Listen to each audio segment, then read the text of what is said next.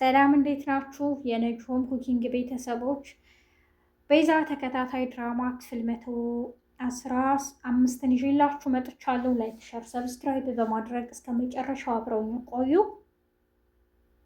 ዛሬ ወይዘሮ ዘርፌ ከእስር ትፈቻለሽ፣ ግን ያንን ማድረግ የሚቻለው ዋስ ስታመጪ ነው ይላታል መርማሪው። እሷም እሺ ችግር የለውም በማለት ወደ ሉላ ትደውላለች። አክስቴ ልትፈች ነው ትላለች ሉላ።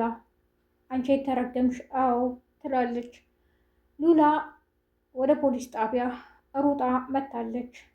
መታወቂያ ይዘሻል፣ ስለዚህ ፈርመሽ መውሰድ ትችያለሽም ይላታል።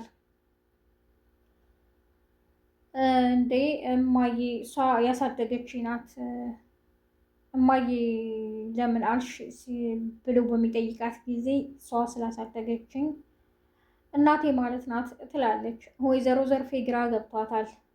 ሉላ ይህን ሁሉ ነገር አድርጋባት እስር ቤት ገብታለች። አሁን ደግሞ ነገሮች ምንም እንዳልሆኑ ታወራለች።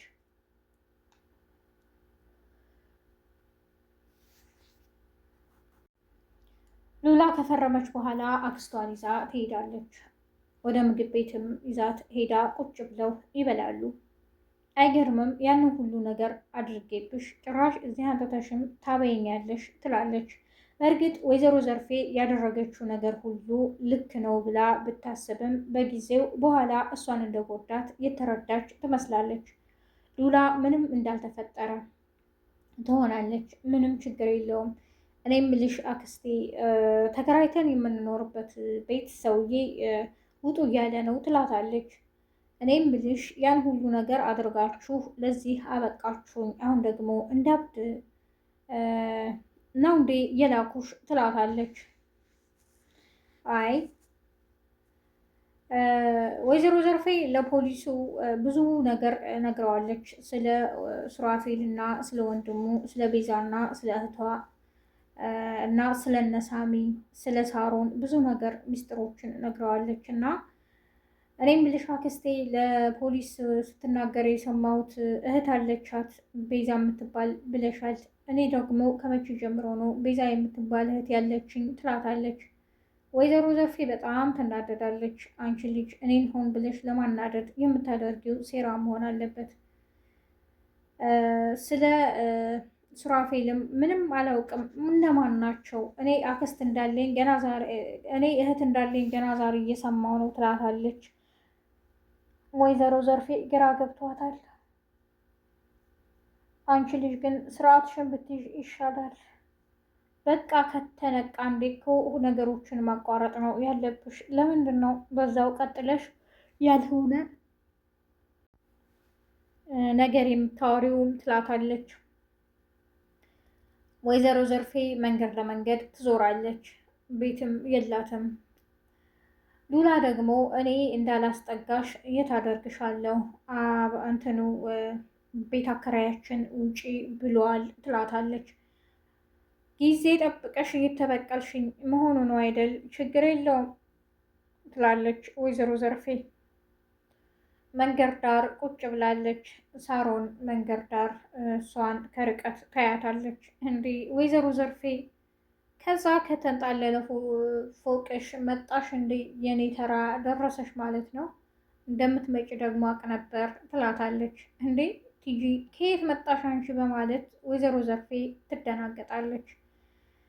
ሞታለች ተብዬ ነበር እኮ ትላለች። አዎ ሙቼ ነበር እያለች ሳሮን ወሬዋን ቀጥላለች። ቲጂ ለመሆኑ ግን የት ነበርሽም? ትላታለች። እስር ቤት እንደከረመች ትነግራታለች። እንዴ እስር ቤት ታሰርሽ ወይ አንቺ? ይሄ ሲያንስሽ ነው ትላታለች ቲጂ። እኔም ምልሽ አሁን እንኳንም አንቺን አገኘውሽ ለፖሊስ ሂደሽ የተፈጠረውን ነገር ሁሉ ምን እንዳደረጉሽ መናገር አለብሽ። የነዛን ዋጋቸውን ማግኘት አለባቸው ትላታለች ወይዘሮ ዘርፌ ቲጅን። ቲጂ ደግሞ አንቺ ማን ስለሆንሽ ነው በፈለግሽው ሰዓት ፖሊስ ጣቢያ ወስደሽ ቃል እንድሰጥ የምታደርጊኝ? አይመለከተኝም፣ ያለፈው ነገር አልፏል፣ በቃ ተይኝ ትላታለች። ቀን ጥሏታል ብለሽ ነው? ወይኔ ዘርፌ ትላለች ወይዘሮ ዘርፌ። 40 ሚሊዮን ብር የጠፋው የመርማሪው ወንድም ነው። እስካሁን ድረስ ምንም የሚያውቁት ነገር የለም። የሞተበትም ወንድሙ ነው። መርማሪው ብዙ ነገሮችን አውቋል፣ ግን ምንም መናገር አልፈለገም። ነገሮችን እንዴት መሄድና ማጣራት እንዳለበት ስለሚያውቅ ቤዛ ሱራፌልን እስር ቤት በመሄድ ትጠይቃለች። ለምንድን ነው እንደዚህ የተበሳቆልከው? አይንከባከቧችሁም? ምግብ አይሰጧችሁም እንዴ? ትላለች። ኧረ እባክሽ እንደሱ አይደለም፣ ይልቅ ተረጋጊ ይላታል። 40 ሚሊዮን ብር ይዞ የጠፋው የፖሊሱ ወንድም ነው። የዘረፈው ደግሞ ከባንክ ቤት ነው። ይህን ያደረገው ልጁን ለማሳከም ነው። ልጁንም ሳያሳክም ከብሩም ሳይሆን የእሱ ሕይወት አልፏል። ልጁ ይህንን ስትሰማ ምንም መቋቋም አልቻለችም። ወንድሙና ባለቤቱም በጣም አዝነዋል። የሟች ባለቤት መርማሪው የባሏ ወንድም ነው። ነገሮች ምን እንደደረሱና እንዴት እንደሆኑ እንደሚያውቅ ስለምታውቅ ልጅቷ 2 ሳምንት ነው የቀራት ብሎኛል ዶክተሩ። በዚህ 2 ሳምንት ነገሮችን ካላስተካከልን ትሞትብናለች እያለችም ትነግረዋለች።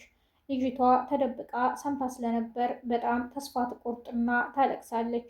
እማዬ ያኔ መድኃኒት ውጪ ራሴን አጠፋለሁ ስል አዳንሽኝ፣ አሁን ደግሞ 2 ሳምንት ነው የቀራት ልጅቷ እያልሽ ስታወሪ ሁሉን ነገር ሰምቻለሁ።